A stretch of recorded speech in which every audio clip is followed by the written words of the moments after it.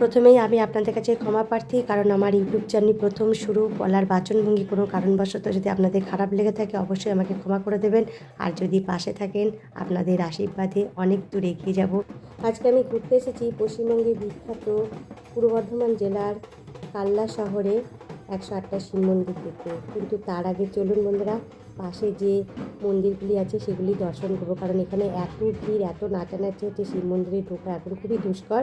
পরের ভিডিওতে আমি শিব মন্দিরের ভিডিও পুরো দেখাবো। চলুন তাহলে প্রবেশ করি প্রতাপেশ্বর মন্দিরে। এর পাশেই শিব মন্দিরের পাশেই প্রতাপেশ্বর মন্দির, খুব সুন্দর, এত সুন্দর এই জায়গাটা চোখে না দেখলে বিশ্বাস করবেন না। আপনারা যারা আসেননি আমার ভিডিওর মাধ্যমে সম্পূর্ণ দেখে নিন। খুব সুন্দর এই শিব মন্দিরটি। এই প্রতাপেশ্বর মন্দিরটি ঊনবিংশ শতকের রেখ দেউলের উৎকৃষ্ট উদাহরণ। উচ্চ ভিত্তির উপর উত্থিত এক খিলান প্রবেশপথ ও ঈষৎ বক্র শিখর সমন্বিত এই মন্দিরটি পোড়ামাটির জমকালো অলঙ্কারে সজ্জিত। মন্দিরের নিকটেই একটা ছাদবিহীন রাসমঞ্চ আছে, সেটাও অবশ্য আপনাদেরকে পুরো ঘুরিয়ে দেখাবো। তার আগে চারিদিকটা আপনারা একটু দেখুন, আমিও আপনাদেরকে পুরো ভিডিওটা দেখানোর চেষ্টা করছি। খুব সুন্দর, একদম এই জায়গাটা খুব শুনশান, কিন্তু বিশ্বাস করবেন না, আজকে যেহেতু সরস্বতী পুজো উপলক্ষে আমি কাল্লা শহরে সরস্বতী পুজো দেখতে এসেছি, যাওয়ার পথে এই মন্দিরটাও আমি দর্শন করে নিলাম। আপনাদেরকেও দেখাচ্ছি এই যে রাসমঞ্চ, এইটাই হচ্ছে ছাদবিহীন রাসমঞ্চ। অনেক কিছু দেখার আছে এই ভিডিওতে, আপনাদের অনেক মন্দির দেখাবো, এই জায়গাটাই আছে। তবে ভিডিওটা একটু দীর্ঘ হয়ে যাবে, আশা করছি আপনারা সম্পূর্ণ ভিডিওটা দেখবেন। আমি পুঙ্খানুপুঙ্খভাবে খুঁটিনাটি সমস্ত জিনিস এই ভিডিওর মাধ্যমে আপনাদের দেখানোর চেষ্টা করব। সম্পূর্ণ ভিডিওটাই এই স্থানকে কেন্দ্র করে, এখানে 4খানা মন্দির আছে, আর মন্দিরগুলো পুরো কালো পোড়ামাটির জমকালো অলঙ্কারে সুসজ্জিত। অনেক পুরানো, মহারাজ তেজচন্দ্র বাহাদুর নির্মিত এই মন্দিরগুলি এত সুন্দর। 19 শতকে মন্দিরগুলি প্রতিষ্ঠিত হয়েছিল। দেখুন ভিতরে প্রবেশ করছি, এই মন্দিরের সামনেই একটা মন্দির আছে, গোপালের মন্দির যাকে বলা হয়। দেখেছেন বৃত্তাকারে কি সুন্দর এই গাছগুলি লাগছে, লাল রঙের, এত ভালো। আর দুপুরবেলা এসেছি তো, মানে শীতকালে দুপুর অতটা রৌদ্র গায়ে লাগছে না, তবুও খুব সুন্দরভাবে মানে মিষ্টি রোদে আমরা ঘুরে ঘুরে বেড়াচ্ছিলাম। শীতকাল তো ঘোরার সময় না, এই সময়টাই আমরা সকলে কিন্তু ঘুরতে ভালোবাসি, তাই শীতকালকে আমরা ঘোরার সিজন হিসাবেই ধরি। এই যে পালকিটা দেখছেন, এটা অনেক পুরানো, রাজা তেজচন্দ্র বাহাদুরের আমলের এই পালকি, এখনও কি সুন্দর সুসজ্জিত আছে। সব কিছু হচ্ছে মানে সত্যি কথা বলতে কি, সমস্ত কিছুই দেখাশোনা যদি ভালো হয়, খুব ভালো যত্নে রাখা যায়, তবে সেগুলি অনেক দিন পর্যন্ত প্রদর্শনী হিসাবে দেখানো সম্ভব হয়। এই যে সামনের মন্দিরটা দেখছেন, এই মন্দিরটা খুব সুন্দর। এখানে নয় সমস্ত পাথর কেটে বিভিন্ন প্রাণীর মানে কি বলবো শিলা তৈরি করা হয়েছে, কি ভালো লাগছে দেখুন দেখতে। ওপর থেকে নিচ পর্যন্ত আমি এ টু জেড আপনাদেরকে দেখানোর চেষ্টা করব।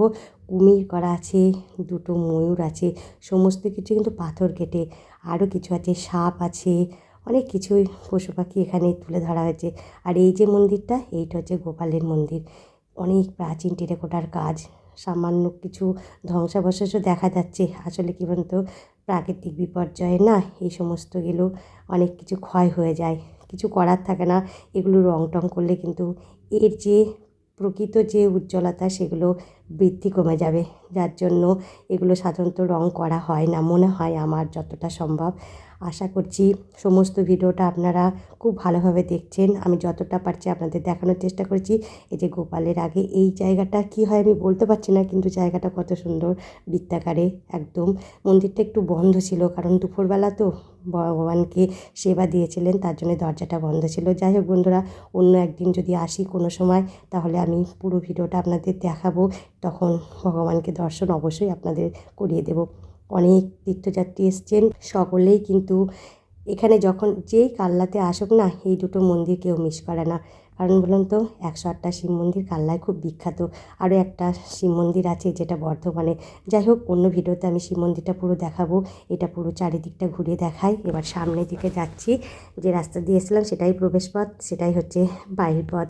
কারণ মন্দিরটা ভিতরের যে রাস্তাটা সেটা খুব ছোট আকারের গলির মতন, কিন্তু ভিতরে যে ঢুকলাম মন্দিরের সামনের অংশটা দেখেছেন কত ভালো লাগছে। কত যাত্রী আজকে এসেছে সরস্বতী পুজো, সেই উপলক্ষেও যারা এসেছেন তারাও কিন্তু এই মন্দির দর্শন করে যাচ্ছেন। কাল্লা শহরটা আমার বাড়ির কাছে, আমার বাড়ি যেহেতু নবদ্বীপ, তার জন্য খুব কম সময়ে আমি চলে আসতে পারি কাল্লা শহরে। তাছাড়াও এই সামনেই গুপ্তিপাড়ায় আমার ননদের বাড়ি আছে, সেই সূত্রেও মাঝে মধ্যে কাল্লা শহর দেখা হয়। খুব ভালো লাগে আমার এই মন্দির দর্শন করতে। যে কোনো মন্দির আমি ঘুরতে খুব ভালোবাসি। আমার বেশিরভাগ ভিডিওতে মন্দিরের দেখা আপনারা পাবেন। অবশ্যই আপনাদের চ্যানেলটি সাবস্ক্রাইব করতে হবে, তবেই কিন্তু ভিডিওর নোটিফিকেশানগুলো আপনাদের টাইম লাইনে আগে চলে যাবে।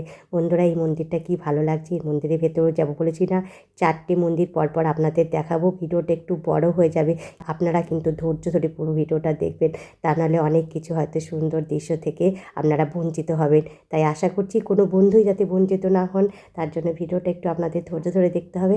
চলুন, সামনের দিকে চলে এসেছি। আমি প্রথমেই বলেছিলাম এই মন্দির যেতে একটাই পথ, সরু গলির মতন, কিন্তু খুব ভালো লাগছিল ঘুরতে।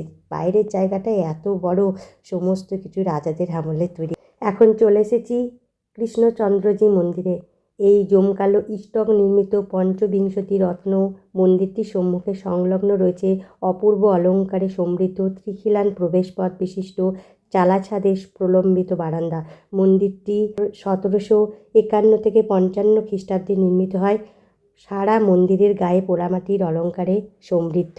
কি সুন্দর পুরাতন এই মন্দিরগুলি দেখতে, সত্যি সর্বদাই কিন্তু নতুনত্ব লাগে। আবারও চলে এসেছি বিজয় বৈদ্যনাথ মন্দিরে। চলুন বন্ধুরা, পরপর দুটো মন্দির একসাথে আছে তো, তার জন্যে প্রথমে আপনাদেরকে এই ত্রিখিলান, এই চালা ছাদের প্রললিত বারান্দা মন্দিরটি আগে দেখাবো। এখানে কিন্তু খুব সুন্দর সুসজ্জিত পোড়ামাটির কারুকার্যগুলি নকশা করে আঁকা আছে।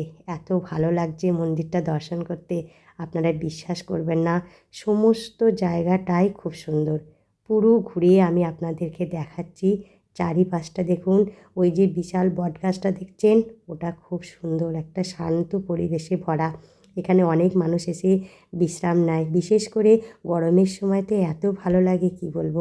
অনেকবার গরমের সময় এসেছি আমি, আপনাদেরকে হয়তো সেই সময় ভিডিও করে দেখানো সম্ভব হয়নি, কারণ সেই সময় আমি কিন্তু কোনো ভিডিও টিডিও করতাম না। যাই হোক, এখন হচ্ছে ফেসবুক ইউটিউবের যুগ, যার জন্যে অনেক মানুষ আসছে, এগুলো প্রচারও হচ্ছে এই ফেসবুক মিডিয়ার মাধ্যমে, ইউটিউব মিডিয়ার মাধ্যমে। এই সমস্তগুলো প্রচার যত বেশি হয় তত মানুষের আগমন কিন্তু বেশি হয়। অনেক জায়গা আছে যেগুলো আমরা অদেখা অচেনা, অনেক কিছুই সম্বন্ধে সেগুলো জানা যাওয়া সম্ভব হয় না হয়তো, কিন্তু এই মিডিয়ার মাধ্যমে আমরা কিন্তু জানতে পারি। যাই হোক, পুরো জায়গাটা আমি আপনাদেরকে ঘুরিয়ে ঘুরিয়ে দেখাচ্ছি, আপনাদের আশা করছি খুব ভালো লাগছে। ওই যে সামনের মন্দিরটা হচ্ছে রামসীতা মন্দির, ওইটা খোলা নেই, যার জন্য ওটা আপনাদেরকে আর খুঁটিয়ে দেখানো হলো না। কোনো একদিন এসে সম্পূর্ণ ভিডিওটা ভালো করে আপনাদেরকে দেখাবো, যেহেতু খুব তাড়াতাড়ির মধ্যে করছি, যেহেতু আজকে সরস্বতী পুজো, সরস্বতী ঠাকুর দেখবো। অনেকটাই সময় এখানে যদি দিয়ে থাকি তাহলে ঠাকুর দেখতে গিয়ে অনেক রাত হয়ে যাবে, বাড়িও ফিরতে হবে। যাবার পথে শেষে যে মন্দিরটি আপনাদের দেখাচ্ছি সেটা হলো পঞ্চরত্নের মন্দির। নাতি উচ্চ ভিত্তির উপর নির্মিত এই আটচালা মন্দিরগুলি বিভিন্ন মাপের এবং একই সারিতে অবস্থিত। এত সুন্দর সারিবদ্ধ এই পঞ্চ মন্দিরটি দেখতে লাগছে, কি বলবো আপনাদের, বলে বোঝানো যাবে না। আর শিব মন্দির সাধারণত পরপর হয়, এখানেও তেমন চারিদিকে বেষ্টিতভাবে সুন্দরভাবে পরপর হয়ে সাজিয়ে আছে। ঊনবিংশ শতকের সমস্ত মন্দিরগুলি নির্মিত হয়েছে।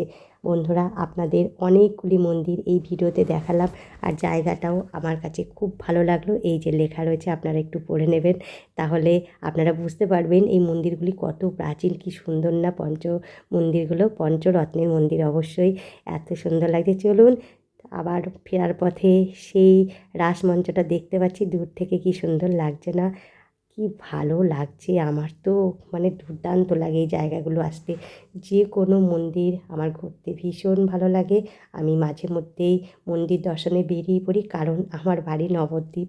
আমি তো নবদ্বীপের অনেক খুঁটিনাটি মন্দির আপনাদেরকে দেখাবো। প্রত্যেকটা ভিডিও যদি ভালোভাবে দেখতে চান তাহলে অবশ্যই আমার চ্যানেলটিকে সাবস্ক্রাইব করে দেবেন। যারা নতুন বন্ধুরা আছেন তারা কিন্তু অনেক অনেক ভিডিও আমার দেখতে পাবেন এই চ্যানেলে। বন্ধুরা, আশা করছি সমস্ত ভিডিওটা আপনাদের খুব আনন্দ দিল। কোনো সময় যদি কালনাতে আসেন এই দুটো মন্দির কখনো মিস করবেন না। চলুন তাহলে ভিডিওটা এখানেই শেষ করি, আবারও পরবর্তী ভিডিওতে আপনাদের সঙ্গে দেখা হবে। ততক্ষণে আপনারা সুস্থ থাকবেন, সাবধানে থাকবেন, ভালো থাকবেন। আজকের এই পুরো মন্দিরের ব্লগ ভিডিওটি কেমন লাগলো অবশ্যই কমেন্টে জানাবেন। ভালো লাগলে একটা লাইক করবেন আর শেয়ার তো অবশ্যই করে দেবেন।